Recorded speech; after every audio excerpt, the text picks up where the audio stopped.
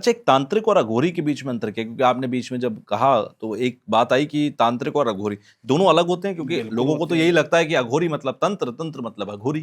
तंत्र अलग चीज है, अघोर विद्या अलग चीज है। अच्छा। तांत्रिक और साधक उनसे भी महाराज जी, जो फिर अघोर कहते हैं विद्या क्या है? मतलब ना, मैं अगर अघोर तंत्र को विद्या, समझना चाहूँ।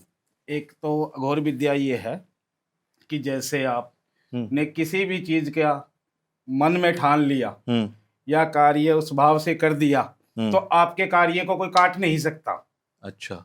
आपकी पूजा को कोई चैलेंज नहीं कर सकता। मतलब अघोरी ने अगर कोई तंत्र किया है, कोई उपाय किया है, तो कोई नहीं काट पाएगा। कोई मतलब ही नहीं है। अच्छा, और तांत्रिक तो बहुत छोटी चीज है इसमें। अच्छा। तांत्रिक तो एक विद्या है। हुँ, अघोर के अंदर मैंने आपको अभी क्या बताया कि हम खुद अपने आप का हुँ। पिंडदान अपने हाथों से करते हैं। तो अच्छा। अब आप सोच सकते हो, हुँ, हर चीजों से दूर होना पड़ता है। मन में स्त्री की, पैसों की, या किसी भी चीज की जो हाँ, अभिलाषा है हाँ। उनको त्यागना पड़ता है। अच्छा। तब जाके ये विद्या प्राप्त होती है। और जब इस विद्या के अंदर इंसान लग जाता है, हुँ, हुँ, हुँ। फिर उसको किसी भी चीज की कोई भी मतलब नहीं होता। अच्छा, एक चीज़ और बताइए, आपने बहुत सारी सिद्धियाँ ली हैं, आपने कहा अघोरी आप बनने के बाद बहुत सारी शक्तियों के मालिक बने। किस तरह की शक्तियाँ हैं आपके पास? शक्तियाँ, कौन सी शक्ति आप बताओ। अगर आपने किसी चीज का नाम सुना हो, हुँ, उसी शक्ति के बारे में बहुत बता नाम देता सुने हैं हूँ। मैंने तो। बोलो आप, मैं बताता हूँ कि जैसे मैंने कौन सी सिद्धियों शक्ति में। ज्यादा पावरफुल है, कौन सी शक्ति एक साधारण इंसान प्राप्त कर सकता है, हुँ, कौन सी शक्ति कितने समय के अंदर प्राप्त हो जाती अच्छा। है, और कौन सी शक्ति से क्या कार्य किया जा सकता है। आजकल आपके ऊपर मैं बात जी। बताता हूँ। आपने जैसे कहा शक्तियाँ बहुत हुँ, हैं। हुँ, हुँ। आजकल एक, कई बार मैंने देखा भी और सुना भी, लोग बोलते हैं कपाल क्रिया। बिल्कुल। हकीकत बात बताऊँ ना, तो हुँ, कपाल क्रिया का किसी को पता ही नहीं है कि कपाल क्रिया है क्या। यानी सब झूठ बोल रहे हैं? झूठ तो नहीं कह सकता। हाँ, अब कोई, किसी का क्या नजरिया है, बिल्कुल। क्या भाव है, हुँ, तो हम किसी को झूठे तो नहीं कह हुँ, सकते। और देखो, झूठा तो मैं कभी किसी को कहूंगा भी नहीं। हुँ, झूठा इस करके नहीं कहूंगा, हुँ, अगले ने किस भाव से, किस कर्म से, हुँ, कैसी हुँ, स्थिति में काम किया है, हुँ। तो हम किसी को झूठा या किसी को गलत क्यों कहें। सही बात है। अगर झूठा गलत कहेंगे तो फिर हम ही हैं। फिर हुँ, वो तो घमंड की बात आ गई। हुँ, और जहाँ पे घमंड है, हुँ। वहाँ वहाँ अघोरी पे नहीं ये है। चीजें कुछ भी मायने नहीं रखती। हुँ, अगर आप परमात्मा को प्राप्त करना चाहोगे, हुँ, तो आप मन में घमंड रख के जाओगे क्या? मिल जाएंगे क्या सिर्फ बोले आपको? हुँ। आप ही बता दो। नहीं मिलेंगे, बिल्कुल नहीं बस, मिलेंगे। तो भाव भाव की बात है। शक्तियों की हम बात कर रहे थे। मैं चाहूँगा आपने बहुत सारी शक्तियाँ हासिल की होंगी, आपने बहुत सारी सिद्धियाँ की होंगी, उसके कई कई कई रात आपने पूजा-पाठ किया होगा, कर्मकांड किया होगा। सबसे बड़ी शक्ति आज तक आपके पास कौन-सी आपको लगती है कि आई देखो, हुई है? मैंने कल ही इस विषय में मेरी बात हुई थी। हुँ, डाकनी शक्ति का नाम सुना आपने? अब डाकनी हमने एक तो नाम सुना है। डाकनी कोई पिशाच के वगैरह में जी। भी कहते हैं, और एक डाकनी, डाकनी शाकनी। सिद्धि है, डाक सिद्धि कहते हैं उसे। अच्छा, क्या होता है डाक इसमें? सिद्धि माता काली का उग्र रूप है वो। अच्छा, माता काली की शक्ति है, जी। और माता काली का ही उग्र रूप है। हुँ, ठीक है।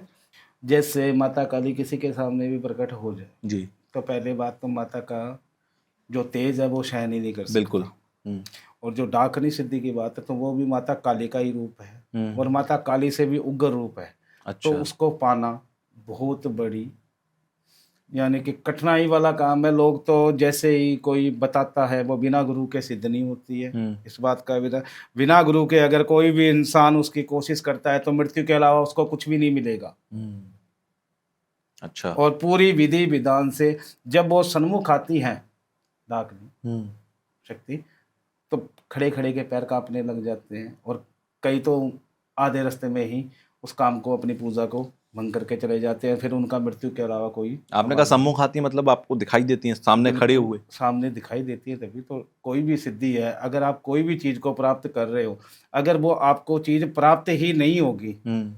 तो सन्मुख का मतलब यही बड़ा तो है ना। मुश्किल होता होगा, क्योंकि मैं तो इमेजिन नहीं कर पा रहा हूँ, सोच के ही बिल्कुल मेरा मुझे बुरा अब होता ही है। अजीब-सा लग रहा देखो, है। आपको ऐसा लगता है, हुँ, हमारे लिए ऐसी कोई भी चीज़ नहीं। अगर आपको ये बोल दें कि आप शमशान में चले जाओ, जी, रात को चले जाओ, बिल्कुल तो आप वैसे नहीं जाओगे। बिल्कुल नहीं जाऊँगा मैं। और हमारा तो वास ही वहाँ पे है। हुँ, और जब ऐसी चीज़ें करते हैं ना, ऐसी सिद्धियाँ प्राप्त हुँ, करते हैं, घोर विद्या करना पड़ते हैं, तो उसके अंदर कई पड़ाव होते हैं। हुँ, मुर्दों कि भस्म वगैरह, जी। भस्म स्नान करना, हाँ हाँ हाँ ये जैसे अपने आप को पवित्र करना। आप हाँ। जैसे स्नान किया पानी से पवित्र हो, हम्म। हमारा भस्म स्नान होता है, अच्छा और मुर्दे की राख से।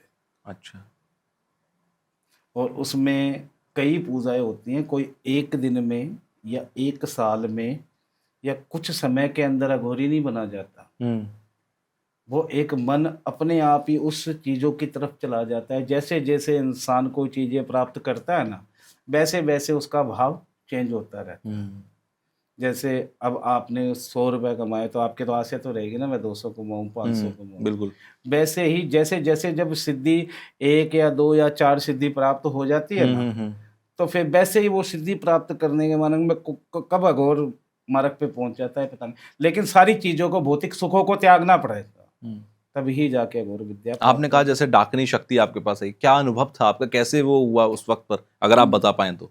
देखो, बताना तो नहीं चाहिए, ये कई सिद्धियाँ ये गुप्त होती है। अच्छा। लेकिन मैं कुछ बातें आपको बता देता हूँ।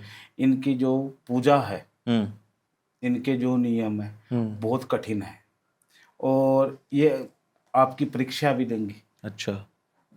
जैसे जानवर का रूप धारण करके सामने आएंगी, यानी कि आपका मन डोलाने की कोशिश करेगी कि आप अगर परीक्षा के अंदर खरे उतरे हो तो ही आपको ये चीज़ प्राप्त होगी। अगर जब ये प्राप्त होगी तो दुनिया का ऐसा कोई भी तंत्र नहीं है जो इस चीज़ को काट दे। और ये सब आपके साथ हुआ था? बिल्कुल हुआ है।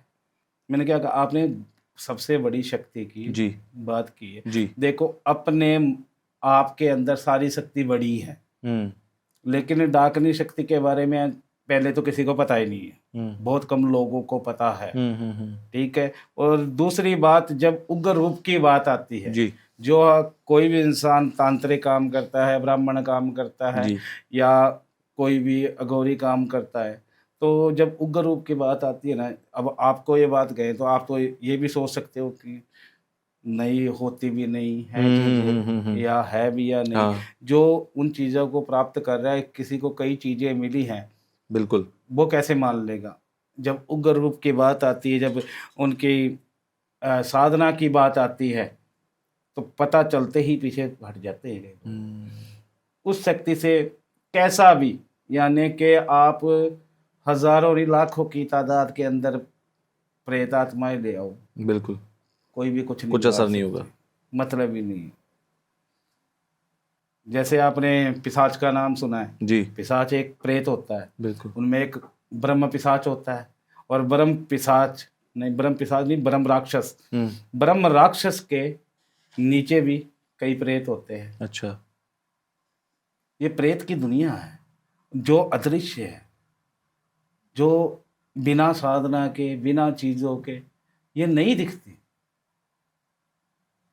ब्रह्म राक्षस का आपने जिक्र किया, कहते हैं कि ब्रह्म राक्षस अगर किसी के पीछे पड़ जाए, या ब्रह्म राक्षस कहीं भी इन्वॉल्व हो तंत्र में, तो उसका काट किसी के पास नहीं। ये सच है? देखो, सच तो नहीं कह सकते। ब्रह्म राक्षस जी।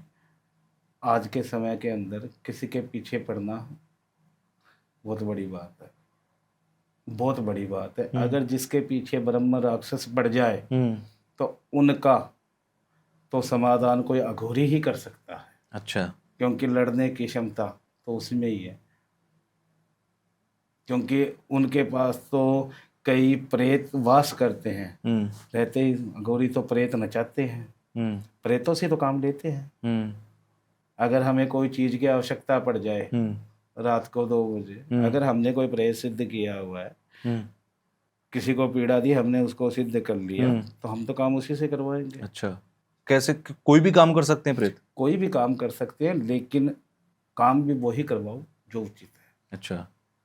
चाहे वो आप हैं, चाहे मैं हूँ।